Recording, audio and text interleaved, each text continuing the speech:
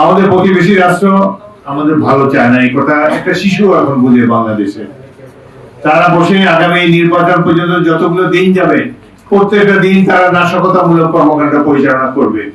ইতিমধ্যে বিমানবন্দরে আগুন, অন্যান্য এলাকাতে যে আগুন দিয়েছে, অনেকে সন্দেহ করে যে তাদের হাত এখানে থাকতে পারে।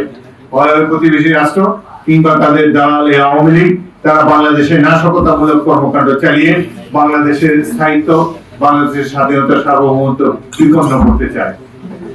আমরা লেবার পার্টির আপনারা যারা এখানে উৎসাহী হয়ে এখানে এসেছেন, আপনাদের মধ্যে আমরা দেখতে পাচ্ছি জাতীয়তাবাদী চেতনার স্ফুরণ আপনাদের চোখে মুখে আমরা দেখতে পাচ্ছি।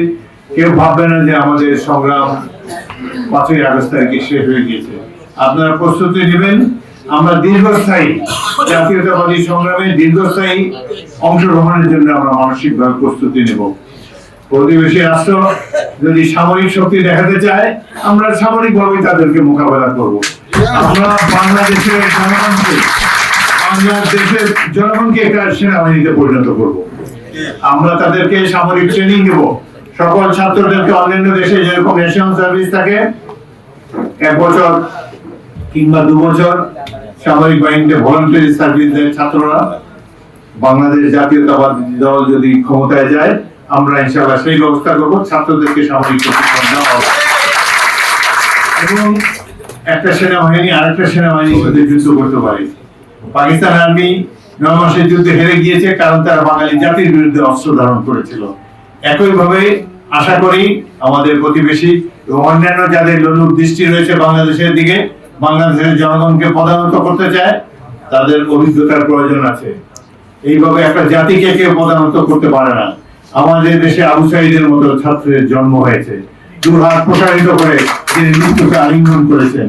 অন্য দেশের অনেক টাকা পয়সা থাকতে পারে, তাদের পার ক্যাপিটা জিডিপি ইনকাম আমাদের চেয়ে বেশি থাকতে পারে, কিন্তু আবু সাঈদের মতো সাহসী সৈনিক, সাহসী যোদ্ধা তাদের মধ্যে নাই। বাংলাদেশ ছোটখাটো দেশ নয়, পৃথিবীর 8ম বৃহত্তম রাষ্ট্র। আমাদের জাতীয়তাবাদী চেতনায় উদ্বুদ্ধ বিশাল একটা জনগোষ্ঠী আছে যারা দেশের জন্য জীবন ভীষণ রূপ দিতে সবসময় প্রস্তুত। এখানে আগামীতে যে নির্বাচনের ঘোষণা দিয়েছে, আমরা আশা করবো এই সরকার একটি সুষ্ঠু নির্বাচন করবে। ইতিমধ্যে বর্তমান সরকারের কিছু কিছু দুর্বলতা আমরা দেখতে পাচ্ছি। আমরা দেখতে পাচ্ছি তাদের কিছু কিছু উপদেষ্টা দুই একটি রাজনৈতিক দলের অনুসারী, আগে হয়তো তাদের ছাত্র সংগঠনে ছিলেন, তারপরে চাকরি জীবনে প্রবেশ করেও ওই রাজনৈতিক দলকে সহায়তা করার জন্য ভূমিকা রেখেছেন।